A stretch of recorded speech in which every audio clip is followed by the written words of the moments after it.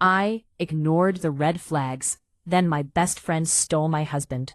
My name is Hannah, and for the longest time, I thought love meant compromise. I believed that being a good wife meant being patient, forgiving, and understanding, even when something inside you felt deeply wrong. I believed that trusting people meant ignoring doubts, and that loyalty required silence. Looking back now, I understand how dangerous those beliefs were, and how close I came to losing myself completely. I met Daniel when I was 26.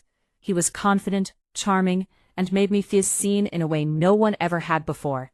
He listened when I spoke, remembered small details about my life, and made me believe I was special. Our relationship moved fast, but it felt natural at the time. When he proposed, I said yes without hesitation. I thought I had found my forever. My best friend Lily was right there beside me through it all. We had been friends since college, the kind of friends who shared clothes, secrets, and dreams. She knew everything about me, including my fears and insecurities. When I married Daniel, I believed I was the luckiest woman alive to have both a loving husband and a best friend who felt like a sister.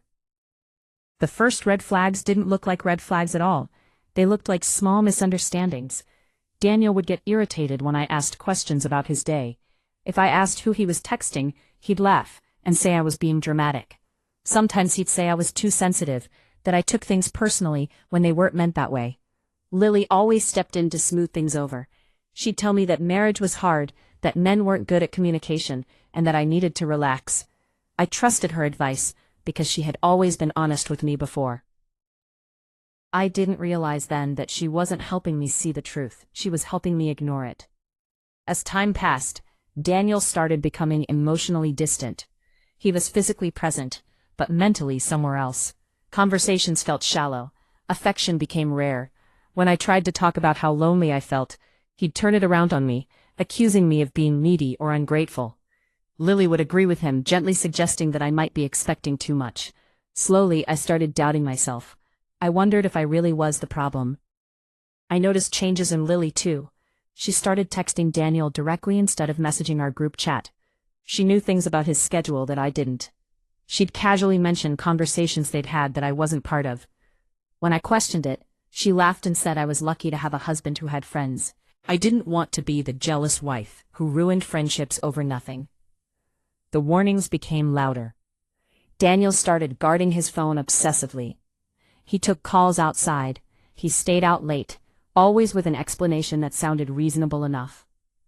When I asked questions, he'd sigh and accuse me of not trusting him. Lily would tell me I was pushing him away with my insecurity.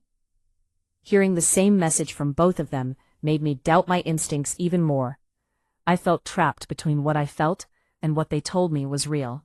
I came home early from work, hoping to surprise Daniel. The house was quiet in a way that felt unsettling. I heard laughter coming from the bedroom. Lily's laughter. My heart started racing before my mind could catch up. When I opened the door, everything froze.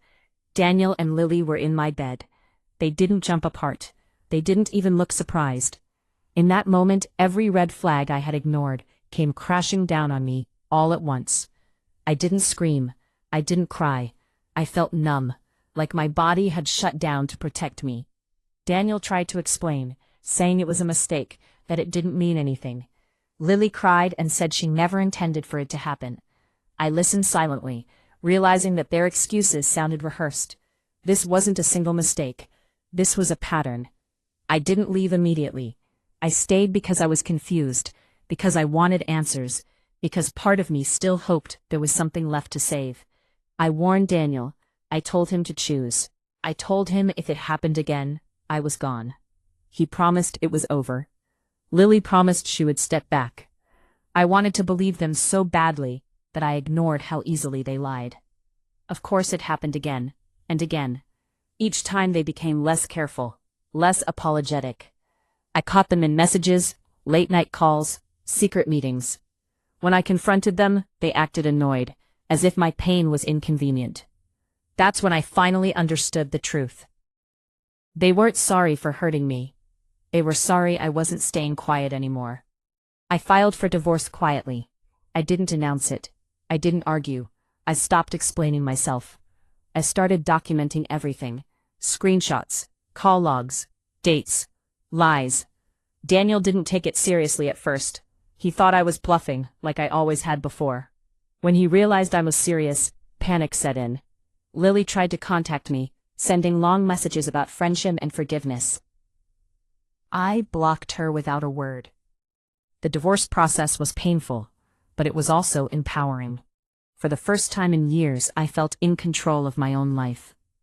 Daniel lost more than a marriage. His reputation suffered when the truth reached people he couldn't manipulate. Lily lost friends who finally saw her for who she really was. I didn't feel joy in their downfall. What I felt was relief. Healing wasn't instant. There were nights I cried myself to sleep, replaying every moment I had ignored my instincts.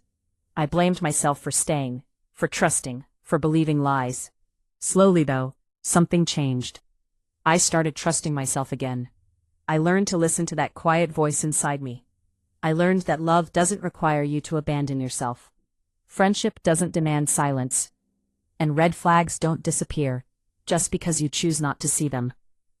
Today, my life is calmer, quieter, more honest. I am no longer surrounded by people who benefit from my silence. I know now that ignoring red flags doesn't make you loyal. It makes you vulnerable.